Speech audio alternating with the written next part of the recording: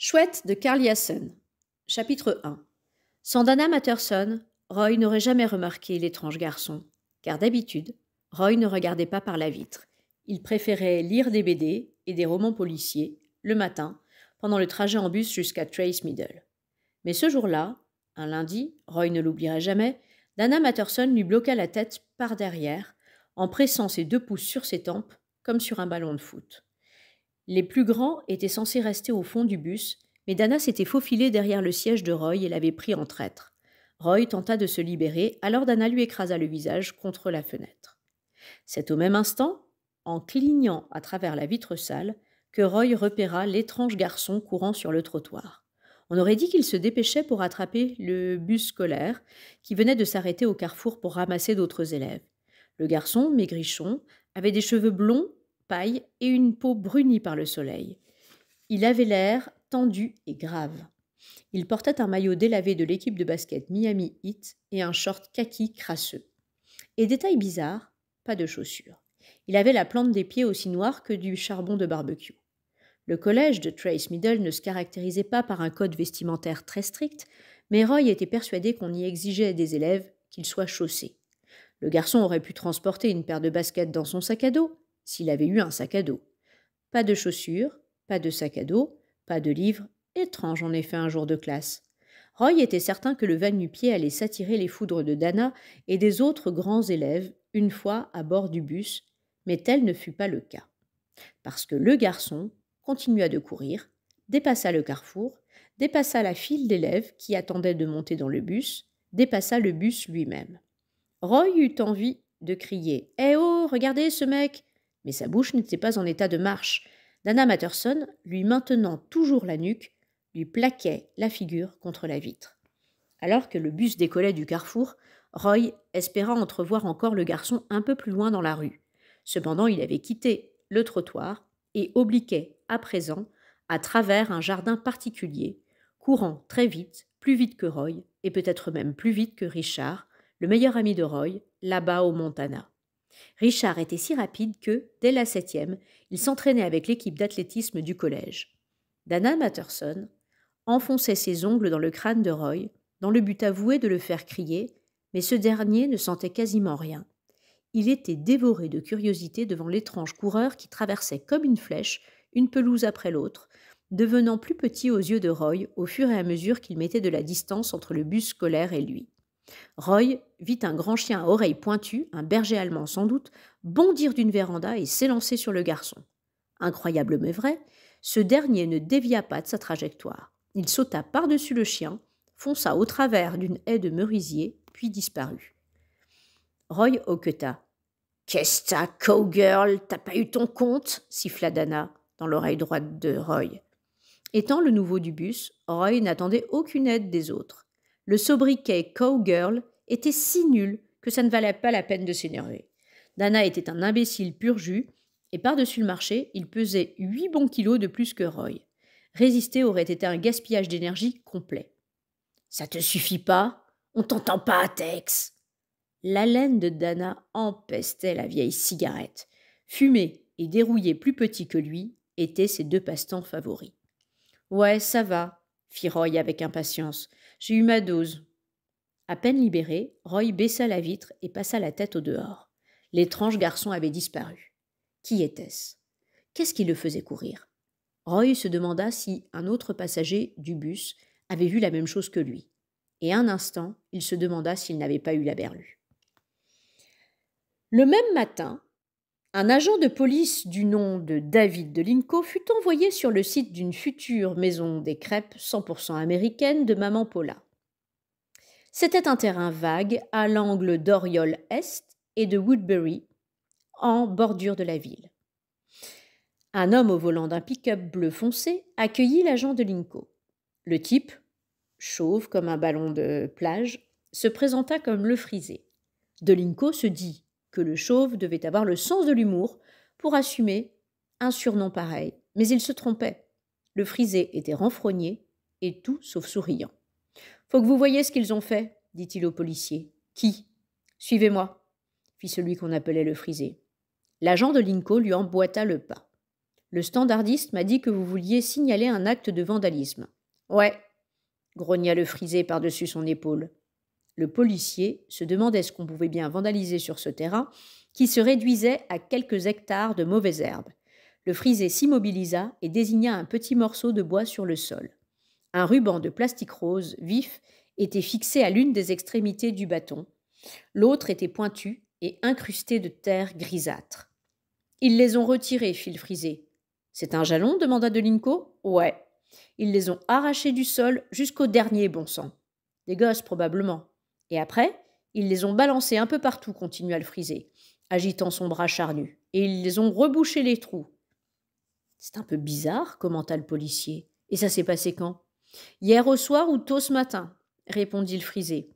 Peut-être que ça vous paraît pas une affaire, mais ça va prendre un sacré bout de temps pour rejalonner le site. En attendant, on ne peut pas commencer à débroussailler, ni niveler, ni rien. On a déjà loué les pelleteuses et les bulldozers, et maintenant, faut qu'il reste au repos. Je sais bien que c'est pas le crime du siècle, mais quand même. Je comprends, dit l'agent de l'INCO. À combien estimez-vous les dégâts? Les dégâts? Oui, pour que je le mette dans mon rapport. Le policier ramassa le piquet et l'examina. Il n'est pas vraiment cassé, hein? Ben non. Il y en a de détruits? Demanda l'agent de l'INCO. Combien coûte un de ces machins, pièces? $1? 2? Le frisé perdait patience. Ils n'ont cassé aucun piquet, fit-il d'un ton bourru. Pas un seul? Le policier tiqua. Il essayait d'imaginer ceux qu'il pourrait consigner dans son rapport. Il n'y a pas de vandalisme sans dégâts chiffrables. Et si rien sur les lieux n'était cassé ni dégradé, ce que j'essaie de vous expliquer, fit le frisé avec irritation, c'est pas tant qu'ils aient foutu en l'air les jalons, c'est qu'ils ont foutu en l'air tout le planning du chantier. C'est ça qui va coûter un max de blé. L'agent de l'INCO ôta sa casquette et se gratta le crâne. Faut que je réfléchisse un peu à tout ça, dit-il. En revenant vers sa voiture de patrouille, le policier trébucha et tomba. Le frisé l'attrapa sous le bras, le souleva et le remit sur pied. Les deux hommes étaient légèrement embarrassés. « Ah, ces chouettes de malheur !» dit le frisé. Le policier époussetait son uniforme, faisant tomber de la terre et des bourres d'herbe. « Des chouettes, vous avez dit ?» Le frisé désigna un trou dans le sol. Il était à peu près de la taille d'une des célèbres galettes au beurre salé de Maman Paula. Un monticule de sable blanc était visible à l'entrée. « C'est ça qui vous a fait trébucher », apprit le frisé à l'agent de l'INCO. « Une chouette niche là-dedans. » Le policier se pencha pour examiner le trou. « De quelle grosseur ?»« À peu près celle d'une canette de bière. »« Sans blague ?» fit l'agent de l'INCO. « Mais je n'en ai jamais vu une seule, officiellement. » Ayant regagné sa voiture, le policier sortit son calepin et se mit à rédiger son rapport. Il s'avéra que le vrai nom du frisé était Leroy Branitt et qu'il était l'ingénieur superviseur du futur chantier de construction. Il tiqua en voyant le policier noter « contremaître » à la place. L'agent de l'INCO expliqua au frisé la difficulté qu'il y avait à enregistrer sa plainte en qualifiant le délit d'acte de vandalisme. Mon sergent risque de me renvoyer ça à la figure parce que, au sens strict du terme, on n'a rien vandalisé du tout. Des gosses sont entrés sur votre terrain et ont retiré un tas de bâtons du sol. Comment vous savez que c'est des gosses, marmonna le frisé. Qui ça pourrait être d'autres? Vous les voyez combler les trous et balancer les piquets? Rien que pour qu'on rejalonne le site de zéro? Qu'est-ce que vous faites de ça? Ça troublait aussi le policier. Des gosses ne se donnent pas tant de mal d'habitude quand ils font une blague. Vous avez des soupçons particuliers? Le frisé reconnut que non. Mais bon, disons que c'est des gosses. Est-ce que c'est pas un délit? Si, bien sûr, c'est un délit, répliqua l'agent de l'INCO. J'ai simplement dit que ce n'était pas du vandalisme, au sens strict du terme. C'est de la violation de propriété et un acte de malveillance. Ça fera l'affaire, dit le frisé en haussant les épaules. Tant que je peux avoir une copie de votre rapport pour la compagnie d'assurance, au moins on sera couvert pour le dépassement et les frais. L'agent de l'INCO donna au frisé une carte où figurait l'adresse du service administratif de la police et le nom de l'employé chargé du classement des rapports. Le frisé fourra la carte dans la poche de sa chemise. Le policier mit ses lunettes de soleil et se glissa au volant de sa voiture, aussi chaude qu'un four à briques. Il mit rapidement le contact et la climatisation à fond. Tout en bouclant sa ceinture, il dit « Mr. Barnett, je voudrais encore vous poser une question, simple curiosité. Allez-y, fil frisé, s'épongeant le front de son bandana jaune. Ça concerne les chouettes, ouais. Que va-t-il leur arriver demanda l'agent de l'INCO.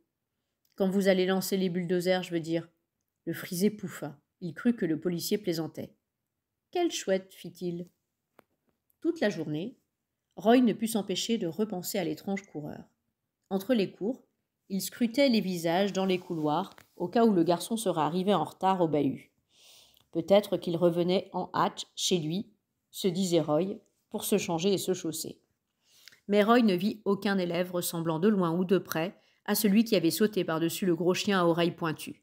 Peut-être qu'il court encore, songeait Roy tout en déjeunant. La Floride était l'endroit idéal pour courir. Roy n'avait jamais rien vu d'aussi plat. Là-bas, au Montana, les pics des montagnes s'élevaient jusqu'à 3000 mètres dans les nuages. Par ici, on avait pour seule colline les ponts d'autoroute en béton et leurs bretelles aux pentes douces et lisses. Puis Roy se souvint de la chaleur et de l'humidité qui, certains jours, semblaient lui aspirer le tissu même des poumons. Courir longtemps sous le soleil de Floride serait une torture, songea-t-il. Il fallait être un sacré dur à cuire pour en faire une habitude. Un garçon du nom de Garrett vint s'asseoir en face de Roy. Ce dernier le salua d'un signe de tête et Garrett fit de même. Puis, tous deux se remirent à manger le macaroni gluant de leur plateau repas. Étant nouveau, Roy s'asseyait toujours seul, en bout de table, à la cafétéria. Roy était passé pro dans la catégorie nouveau. Trace Middle était le 6e établissement qu'il fréquentait depuis le début de sa scolarité. Coconut Cove était la 10e ville où habitait sa famille, depuis que Roy avait des souvenirs. Le père de Roy travaillait pour le gouvernement. Sa mère disait qu'il déménageait aussi fréquemment parce que le père de Roy, très bon dans son job, quel qu'il fût, obtenait souvent de l'avancement. Apparemment, c'était comme ça que le gouvernement récompensait le bon boulot, en vous mutant d'un endroit à un autre. « Hey !» lui fit Garrett. « T'as un skateboard ?»« Non, mais j'ai un snowboard. » Garrett s'esclaffa. « Pourquoi faire ?»« Là où j'habitais, il neigeait pas mal, dit Roy. »« Faut que tu te mettes au skate, c'est d'enfer, mec. »« Oh, je sais en faire. J'ai pas de planche, c'est tout. »« Alors faut qu'on t'en trouve une, dit Garrett. Moi et mes potes, on se fait les centres commerciaux. Tu devrais venir. Ce serait cool, fit Roy, feignant l'enthousiasme. Il n'aimait pas les centres commerciaux, mais appréciait que Garrett tâche de lier l'amitié. Garrett, élève médiocre, avait la cote au collège parce qu'il déconnait en classe, faisait des bruits de paix chaque fois qu'un professeur s'adressait à lui. Garrett était le roi des paix bidons à Trace Middle. Son coup le plus célèbre était de péter juste avant l'appel. Ironie du sort, la mère de Garrett était la conseillère d'orientation du Trace Middle. Roy supposait qu'elle épuisait ses dons chaque jour à l'école et se trouvait fort dépourvue pour les exercer sur Garrett une fois rentrée à la maison. « Ouais, on skate à donf tant que la sécurité ne nous course pas, disait Garrett. Après, on va se faire les parkings jusqu'à ce qu'on nous chasse de là aussi. C'est l'éclate. Génial, dit Roy, bien que traîner dans un centre commercial lui paraisse une façon plutôt ennuyeuse d'occuper son samedi matin. Il attendait avec impatience sa première balade en hydroglisseur dans les Everglades. Son père avait promis de l'emmener un prochain week-end. « Il y a d'autres bahuts dans le coin ?» demanda Roy à Garrett. « Pourquoi, t'en as déjà marre de celui-là ?» gloussa Garrett en plongeant sa cuillère dans son chausson aux pommes spongieux. « T'es fou, je te demande ça parce que j'ai aperçu aujourd'hui un mec bizarre à l'un des arrêts du bus. Sauf qu'il n'est pas monté à bord et je l'ai pas revu au collège, expliqua Roy. Alors j'ai supposé qu'il ne devait pas aller à Trace. Je connais personne qui aille pas à Trace, dit Garrett. Il y a une école catho, là-haut, à Fort Myers. Mais ça fait super loin. Il était en uniforme, ce mec ? Parce que les bonnes sœurs, elles obligent tout le monde à en porter un. Non, il était carrément pas en uniforme. T'es sûr qu'il est au collège ? Peut-être qu'il va à Graham, suggéra Garrett. Graham était le lycée le plus proche de Coconut Cove. Il m'a pas paru assez grand pour ça, dit Roy. Garrett sourit et lâcha un bruit de paix avec une de ses joues. C'est peut-être un abo. Je crois pas, fit Roy. Il était bizarre, t'as dit. Il avait pas de pompe, répondit Roy. Il courait comme un taré. Peut-être qu'on le poursuivait. Il avait l'air d'avoir peur. Pas vraiment. Garrett opina. Il est au lycée, je te parie 5 $. Pour Roy, ça n'avait toujours pas de sens. Les cours à Graham High commençaient 50 minutes plus tôt qu'à Trace. Les lycéens ne traînaient pas dans les rues depuis longtemps quand les bus du collège terminaient leur itinéraire. Alors, ils séchaient. Ça arrive tout le temps, dit Garrett. Tu manges pas ton dessert? Roy poussa son plateau vers lui. T'as déjà séché? Bah ouais, fit Garrett, sarcastique. Des tas de fois. T'as déjà séché tout seul? Garrett réfléchit. Un instant. Non. Toujours avec mes potes. Tu vois, c'est ce que je veux dire. Bah, quel intérêt? Il est peut-être barge, le mec. Ou hors-la-loi, fit Roy. Garrett eut l'air sceptique. Un hors-la-loi? Tu veux dire comme Jesse James? Non, pas tout à fait, dit Roy, bien que le garçon ait eu quelque chose de sauvage dans le regard. Garrett éclata de rire à nouveau. Un hors-la-loi. T'es trop, Eberhard, tu délires. Ouais, dit Roy, qui avait déjà un plan en tête. Il était déterminé à retrouver le garçon qui courait.